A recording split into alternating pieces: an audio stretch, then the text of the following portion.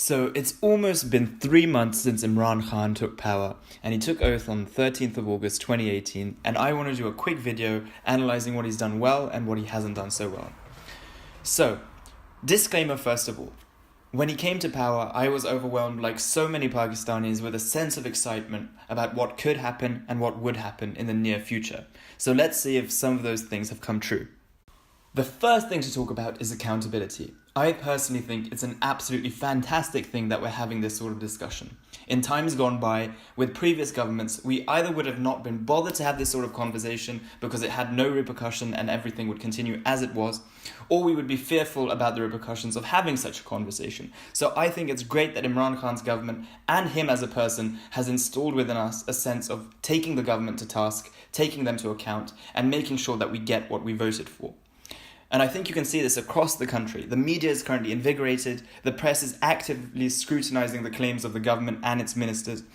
And the government is actually aiding this process by being infinitely more transparent. They are continuously producing documents and contracts that are available for everyone to see, and we can actively scrutinize what certain ministers are spending on, what certain terms of contracts are, and that way we can hold the government to account. This is the first time in Pakistani history where we have a set of objectives to weigh our government against. And if they aren't meeting those criteria, then we are able to see it in a way that I think the government will either take on board or next time around we would be able to vote for change. The second thing to talk about is economic awareness. Imran Khan has done a fantastic job of actually awakening the Pakistani people to our reality.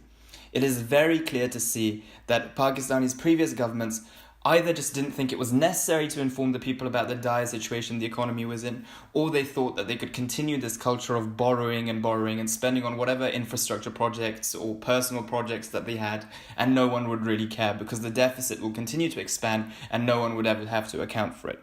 However, Imran Khan has really, from the offset, from the day that he took office and his first prime ministerial speech, outlined this situation as it was. And it's not a great situation. There are trillions of dollars of crippling international debt, and that's been made worse by the strengthening of the dollar recently. There's outstandingly low taxation, and the usual problems of corruption make everything worse. But now we have a leader who is acting in a very collaborative way and allowing us to understand the problems and proposing solutions that everyone can really get on board with. Now, he's really leading with example. For example, there are several anecdotes from his ministers that tea is now being replaced by water in the Prime Ministerial House. There's that infamous anecdote of Imran Khan actually auctioning off Nawaz Sharif, the previous Prime Minister's cars, which were valued at billions to the outside international market. He's also reduced the amount of foreign trips that ministers are allowed to take, and he really is setting the example by cutting down internal government expenditure. Now, you could ask, is this really going to make a difference? Well, maybe not, but symbolically it's really great to see that a leader is following through on his promise of cutting back. But he also has introduced the concept of austerity to Pakistan. Now, of course, that's not a great word to hear if you're a citizen of the country because that means cutbacks in the already low government expenditure. But it's about time that Pakistan sort of got its books in order, and Imran Khan leading from the front and working in this collaborative way with the Pakistani people is an extremely encouraging sign. The third thing that I think Imran Khan's government is doing very well, and that ties into the sort of overall message that he has, is inspiration. He really has made Pakistan believe in itself. And whether that's sort of having this sort of a conversation where we're holding our government to a higher standard than before, or just a general pride about being Pakistani. Now, there are a couple of anecdotes that really illustrate this. Apparently, he was briefing a group of journalists towards the earlier end of his administration, and Macron, the French president, called twice, and each time he said, "I'm currently busy."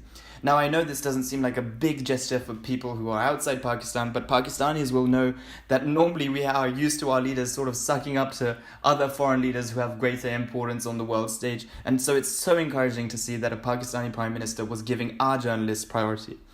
Similarly, he's not afraid to stand up to things that he views as injustice. So Pompeo, of course, the Secretary of State of America, called Imran Khan to congratulate him on his victory. But in a press statement and a press release shortly days after that, the American government claimed that the issue of terrorism was discussed.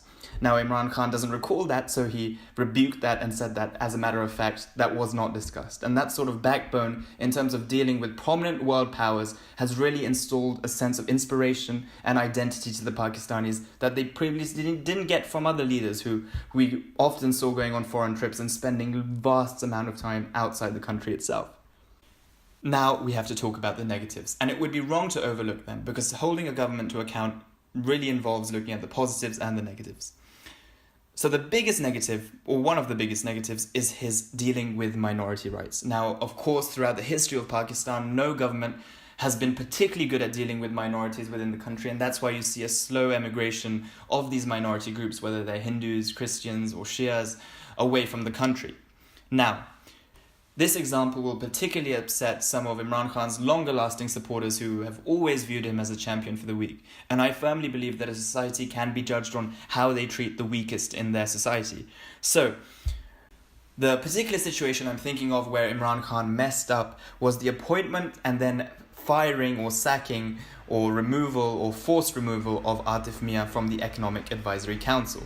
Now, Atif Mia is an absolutely outstanding economist, and he is actually one of the few Pakistani academics who is recognized on a global stage, and he has a whole host of Ivy Leagues to his name.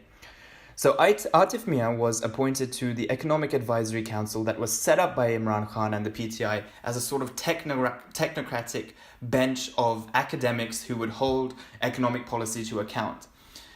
The only problem was for Pakistani society that Atif Mia happened to be an Ahmadi, which is a persecuted minority group within the country.